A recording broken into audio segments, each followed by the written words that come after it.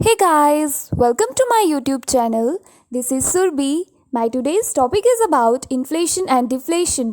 तो guys, अगर आप JKSSB पंचायत अकाउंट असिस्टेंट की प्रिपरेशन कर रहे हैं तो आपको पता होगा कि इकोनॉमिक सेक्शन में एक इन्फ्लेशन और डिफ्लेशन सब टॉपिक दिया हुआ है जो कि इम्पॉर्टेंट है और यहाँ से क्वेश्चंस आपको पूछे जाएंगे।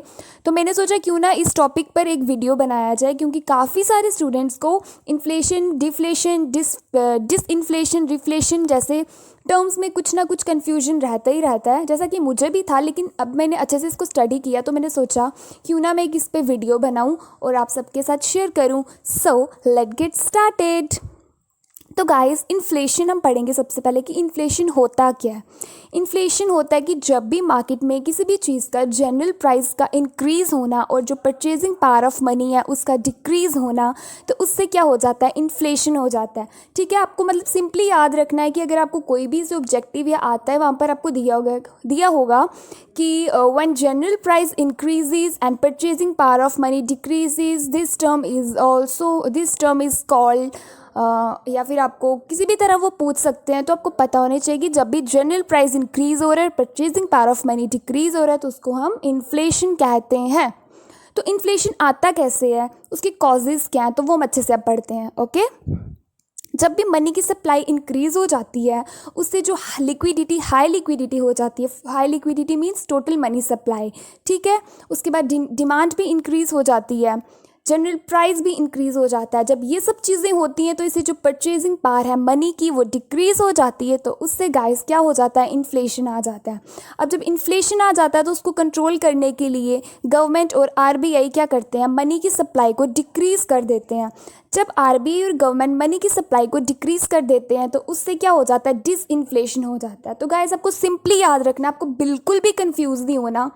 जब भी क्या होगा, जनरल प्राइस इंक्रीज हो जाएगा उसको हम बोलेंगे इन्फ्लेशन, और जब मनी की सप्लाई डिक्रीज हो जाएगी उसको हम बोलेंगे डिसइन्फ्लेशन।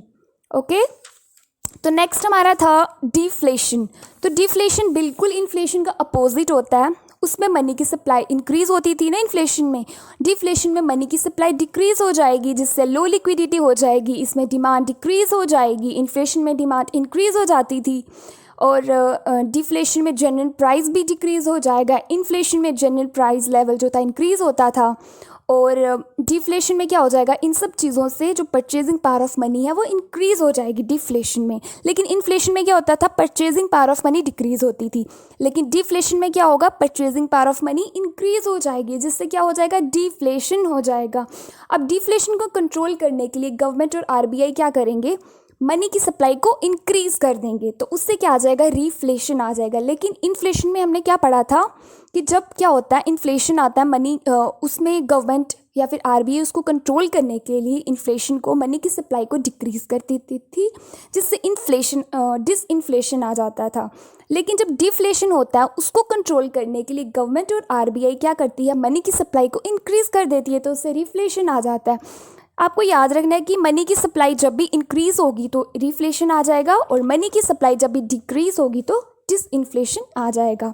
और इन्फ्लेशन में आपको पहले ही बता चुकी हूँ कि जब भी जनरल प्राइस जो है इंक्रीज़ हो जाएगा और purchasing power of money decrease हो जाएगी, उससे इन्फ्लेशन हो जाएगा। तो गाइज़, मुझे नहीं लगता कि अब आपको इन सब चीज़ों में कोई कन्फ्यूजन रहेगा। अगर आपको अभी भी अच्छे से नहीं समझ आ रहा तो प्लीज़ इस वीडियो को रिपीटेड 2-3 बार देखिए, आपको पक्का समझ में आ जाएगा। और अगर आपको मेरा ये वीडियो अच्छा लगा तो प्लीज़ लाइक, कमेंट, शेयर करना ना भूलें। Thank you.